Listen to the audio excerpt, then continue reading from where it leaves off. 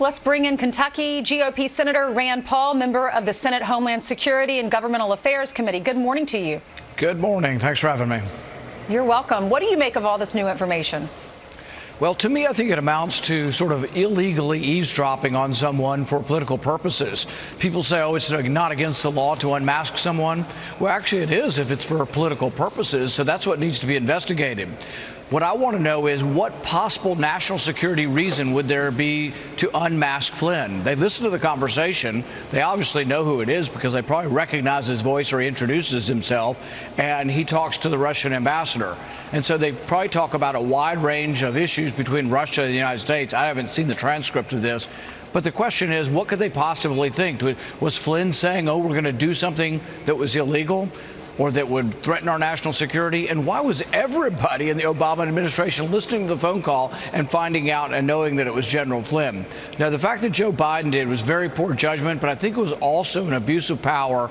And this is precisely what they were accusing Trump of during the impeachment. They said, oh, you use the power of government to go after a political opponent. That's exactly what Biden did here.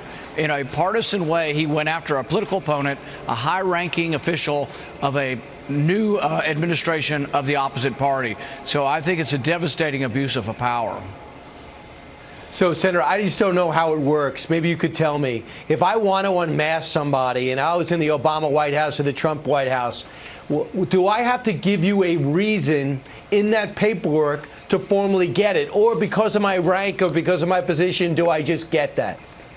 I believe that all you have to do is sign, but I also believe that the instructions on how it's supposed to be used say that it needs to be for a national security reason. It's supposed to be there to protect Americans, because realize there was no warrant.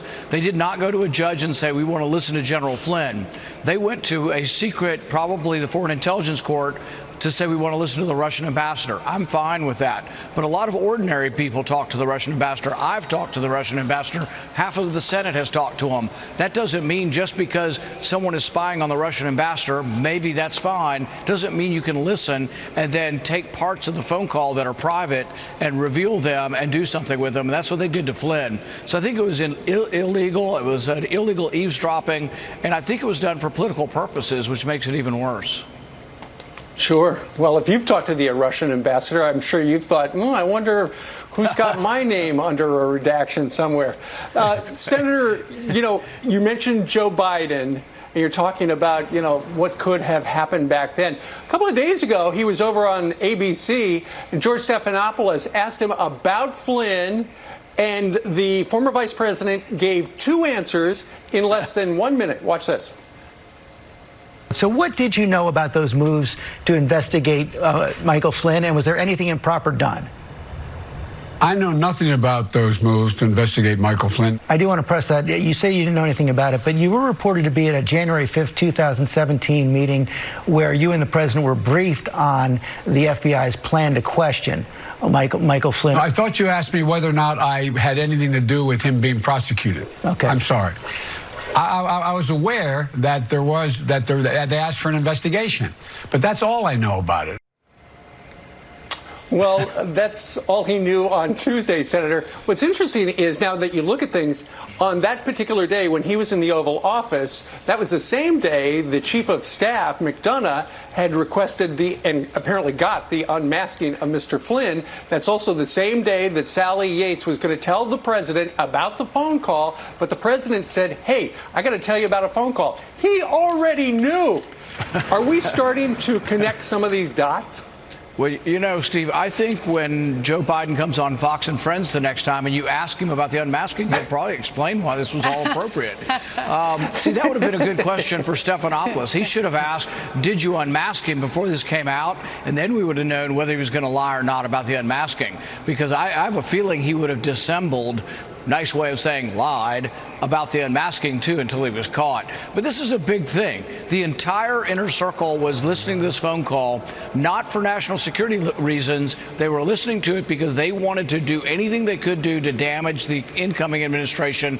They were also doing it because they were desperate, because they did not have any evidence of Russian collusion. So they were trying so hard to find something because they'd gotten the ball rolling on this. And I think if we were to declassify any meetings about Crossfire Hurricane, you'd find that President Obama was in those and leading those. And I think if you were to ask any of these people under oath, was President Obama aware of the unmasking? Did he approve of the unmasking of General Flynn?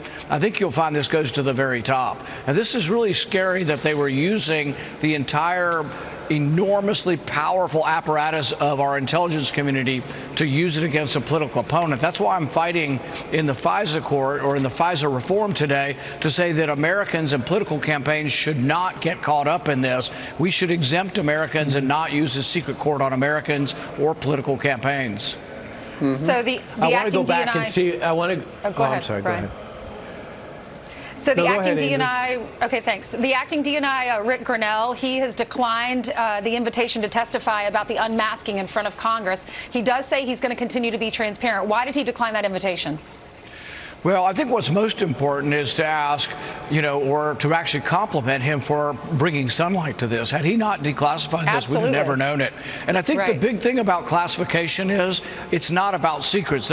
Was any secret revealed that would hurt our enemies? No. The secret that was revealed was that there was a cabal of Obama appointees abusing their power. But this is what happens is classification is used to cover your tracks, not necessarily to protect secrets. And I think there's a way to declassify a lot of stuff.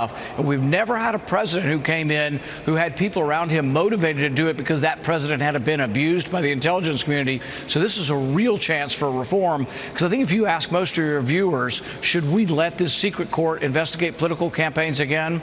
The only way we would prevent this from ever happening again is no American political campaign should be investigated by a secret court. If you want to investigate Trump campaign or the Biden campaign, you go to a real judge in a constitutional court and you get a real warrant, a constitutional warrant. But you shouldn't be able to do it in secret. But we haven't put the pieces together yet, as you know, and as Senator Grassley even said, right now all we have is the names. We don't have the reason why they wanted the unmasking. We can't fathom why the U.S. ambassador to the United Nations would need 7 requests. We don't understand why the U.S. ambassador to Italy needs to be on this and had 4 separate requests, except for George Papadopoulos does. George Papadopoulos says the guy that questioned me was Joseph Mifsud. Joseph Mifsud was in Italy. So was this the beginning of maybe an international CIA effort? But we just don't know yet. But which is interesting, Senator. Listen to this. Let's go back to 2017. And I'm going to get you to answer that, but I want you to go back to 2017 with me and listen to these officials being questioned. You didn't say one way or another whether even there's an investigation underway. Correct. I don't. Especially in a public forum, we never confirm or deny a pending investigation. Did either of you ever request the unmasking of Mr. Trump, his associates, or any member of Congress? Yes. In one case I did. That I can specifically recall, but I can't discuss it any further than that. Do you recall any U.S. ambassadors asking that names be unmasked? I don't know. Maybe it's ringing a vague bell, but I could not answer with any confidence. The senators, having heard what you heard and now what you know, what do you think now? Well, we know James Clapper has a history of lying to Congress, so I don't trust him, first of all. But I would think that as you were talking about, the reforms or the way we would try to fix this, what we could do is not only do you have to sign your name to do an unmasking, maybe you should have to have a stated reason. There's X information in the phone call, and we think by knowing the person's name, it will help with this national security problem. A paragraph explaining your reasoning. I think that we ought to do. And if we instituted that, in fact, I think that's such a great idea. It is my idea. But I think what we should do is maybe I will send a letter to the DNI, Rick Grinnell, this morning and suggest that we reform the process by making people not only sign when they're unmasking, but also they should have to have a stated national security reason why. All right, Senator, let me ask you a little bit about the coronavirus crisis right now. Nobody knows more about this than you do. You were personally impacted. You had coronavirus. You have since recovered. Thousands of people die every week. They continue to. We were just talking to Ron DeSantis, the governor of Florida, where they have had a targeted, smart strategy in reopening the economy down there in the Sunshine State. The president was appearing on Mornings with Maria over on Fox Business in the last half hour, and he said that some of his critics want to keep the economy closed in various parts of the country to damage him politically before the election. Listen to the president on that topic moments ago. Do you think your critics want you to keep it closed going into the election? Yeah, I do. I think it's a political thing in addition. I think because some they're states, saying you're putting money, business ahead of lives. Yeah, no. I think the people that want to see the right thing happen, they agree with me. We have to get our country open. You know, if it was up to some people, let's keep it closed for a long time, okay? A long time, and watch the United States go down the tubes. Not going to happen. Never going to happen on my watch. Of course, it is a public safety issue, but is it also political, Senator? Well, I'll give you an example in my state. We have a Democratic governor who said in this week that he's not planning on allowing child care to open until there's a vaccine or a cure. Well, really, that would mean we might not have daycare ever again, and working parents couldn't go back to work. That is a ridiculous statement. I think what we've learned so far from looking at this is one-size-fits-all response by government is wrong. New York was and did have a significant pandemic. In Kentucky, we had very little, and we've been very lucky. Many of the rural states have had very little of this. They shouldn't be treated the same as New York. But we also need to learn that this flu, this virus affects ages quite differently. We've known this almost since the beginning. Children have a virtually zero mortality rate. Above 80 has a significant mortality rate, particularly in nursing homes. We shouldn't treat them all the same and say everybody needs to stay locked up forever.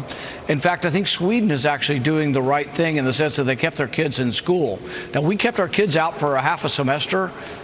We would be foolish not to get them in the fall. It's devastating to the community, to the economy, because parents can't work, but it's also devastating to these kids, particularly the poor kids who don't have a great ability to be taught at home.